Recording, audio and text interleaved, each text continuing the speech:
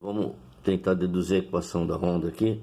Não é uma dedução tão simples, mas vamos tentar, né? Ela passa pela segunda lei de Newton, que é a somatória das forças igual a zero, né? Então, vai passar pela segunda lei de Newton. E ainda algumas derivadas parciais e derivadas diretas aí, né? Então, vamos supor um pequeno segmento de uma corda com um pequeno ângulo, né? Temos aqui a linha horizontal. Eu tenho uma corda tensionada, uma força de tração 2, uma força de tração 1, tentar manter em equilíbrio essa corda, né? Aqui eu tenho um ponto que vai me dar um pequeno ângulo aí com relação ao x, né? E aqui eu tenho um ângulo θ1, aqui um ângulo θ2. Eu tenho uma diferença de cota em y, onde digamos que esse ponto de energia, de movimento linear da onda está indo da esquerda para a direita,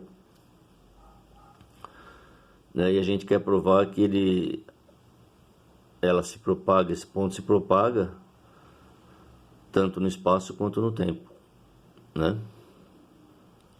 Então, daí delta y, eu tenho um delta x dessa corda, delta x, aqui faz de conta que está a corda aqui, né? E a gente vai analisar apenas um dx dy dela, um infinitesimal dela. Então, esse é um segmento de corda que está mostrando aí, tensionada, né? E a gente vai usar para dedução da equação da onda. A força vertical resultante sobre o segmento, né, é Ft2, é proporcional ao seno desse ângulo, né? A projeção dele no y, né? Um triângulo retângulo aqui, né? Um triângulo retângulo.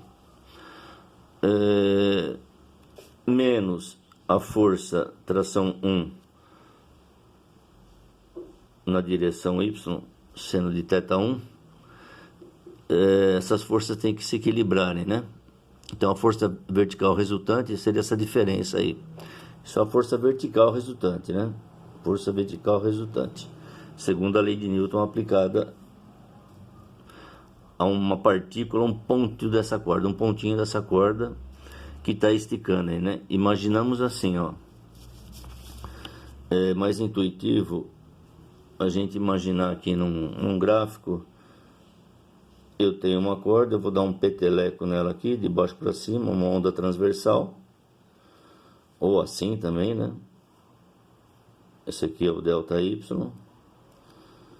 Eu vou aplicar uma força vertical horizontal e esse pulso vai andar para a esquerda, direita, da esquerda para a direita. Então é evidente que ele está se movendo no eixo x e no tempo, né?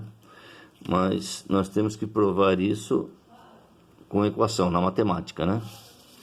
Então, para isso, aplicamos a lei de Newton, as forças verticais em y, e as forças e a somatória de forças no eixo x, elas são projeções da força Ft2 e Ft1 em x, né? E as projeções em x são cosseno dos respectivos ângulos aí, né?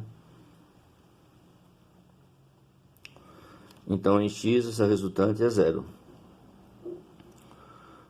Se a gente considerar θ1 e θ2 muito pequenos, né? Muito pequenos, a gente, lá da trigonometria, podemos aproximar com a tangente, tá? Para ângulos muito pequenos, tá? Então essa aproximação é válida. E onde eu quero chegar? Eu aproximando esses ângulos, eu aproximando θ1 e θ2, né? Posso aproximar a tangente, né? Eu vou chegar numa expressão que a inclinação, que eu vou chamar essa inclinação aí, que corresponde à tangente desse ângulo θ de inclinação, é uma derivada parcial de y dessa altura com respeito ao x, porque são duas variáveis aí, né? Então por isso que é derivada parcial, né?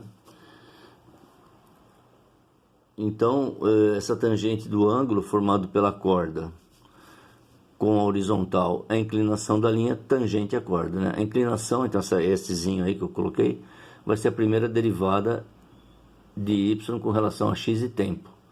Em relação a x, para tempo constante, né? Devido a isso da derivada parcial, né? E uma derivada é uma função de duas variáveis em relação a uma delas, a outra variável sendo mantida constante, que é a definição de derivada parcial, né? Então a derivada parcial de y em relação a x é esse delta, y delta x, nessa simbologia que a gente usa.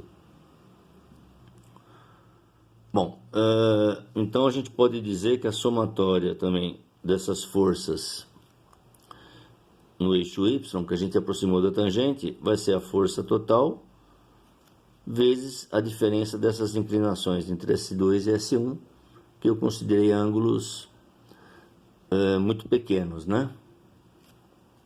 Então posso chamar assim, ó, Ft delta S, né? Taxa de inclinação aí.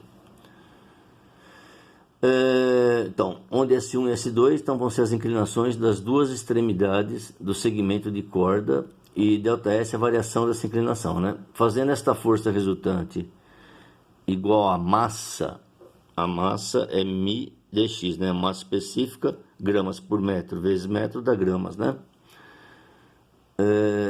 Vezes a aceleração, a gente tem a segunda lei de Newton, né? Aqui se eu tenho aqui massa e aceleração, a gente sabe que é assim, né? Ó. É a derivada segunda com respeito ao tempo, né? A derivada segunda, e ela é parcial, porque o tempo também é variável e além do x, né? Então eu posso igualar agora as duas, né? Força é massa vezes aceleração. Massa, aceleração. Se eu transplantar para essa unidade aqui, ó, para essa equação aqui de cima, né? Eu pondo para essa equação aqui de cima, a gente pode dizer que eu vou ter assim, ó, μ delta x vezes a aceleração aqui, que é d quadrado y por d quadrado t, né? Ou eu posso também mexer aqui nos lados dessa equação e deixar o ft aqui desse lado, deixar o ΔS e trazer o ΔX para cá. Então praticamente eu fico com espaço e força de um lado e fico com o material da corda específico e a variável tempo. Já seria uma equação da onda um pouco menos genérica, né? Eu posso generalizar mais ainda essa equação de onda. Por quê? Vamos supor que... Deixa eu ajeitar minhas folhas aqui. Vamos supor que a gente tem essa equação aqui, né? Que eu acabei de... Já é uma equação, praticamente equação da onda. Vamos supor que agora a gente tenha no limite um ΔX tendendo a zero, né? Que é o deslocamento no eixo X tendendo a zero. Então, esse limite aqui, ó, de ΔS por ΔX com ΔX tendendo a zero, seria a derivada parcial da inclinação com respeito ao X. Então, aqui, aplicando a regra da cadeia, o meu objetivo é ficar com dy dx, né? Então, se eu fizer um arranjo aqui, para eu poder ficar com dy dx aqui, na verdade, como a gente sabe que essa inclinação, a gente viu lá em cima que essa inclinação é dy dx, eu posso fazer assim, ó, transcrever, né, ó, dx pelo dx, né? Então essa expressão ficaria assim, ó,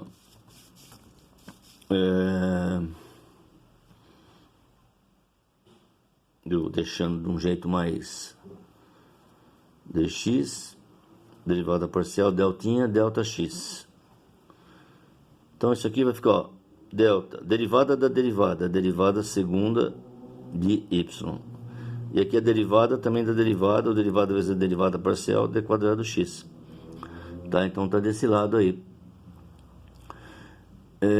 Então no limite, para ΔX tendendo a zero, a gente já chegou aqui de um lado da equação. A gente já pode escrever do outro jeito, ó. Se eu passar o ft para o outro lado, ó, eu tenho isso aqui, né? Isso aqui a gente viu, que é esse cara aqui, ó. E eu vou igualar descendo o ft para cá. Então aqui também a gente já tem uma pré da equação de onda, né? Eu tenho de um lado deslocamento e do outro lado o tempo. Então ela se propagou tanto no x quanto no tempo, né? Ainda podemos generalizar mais ainda. Então essa equação aqui, digamos que é para uma corda esticada, né? Agora a equação da onda é satisfeita por qualquer função dessa expressão aqui de Torricelli também, né? Que era x menos vt, lembra dessa expressão? X menos vt,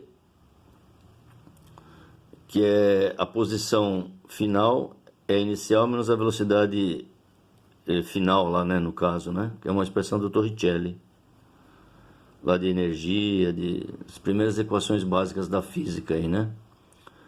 Então, a posição y também ela pode ser escrita como y, cuja variável é toda essa equação do Torricelli, que ele vai chamar de alfa aqui, só para diminuir a escrita mesmo, né? Então, com isso a gente consegue, depois através da regra da cadeia, tentar ficar só com a velocidade de um lado, né? A derivada parcial de y e a derivada do tempo e do espaço do outro lado. É o que se pretende fazendo essa aproximação aqui, né, com Torricelli aí, né? No caso, né?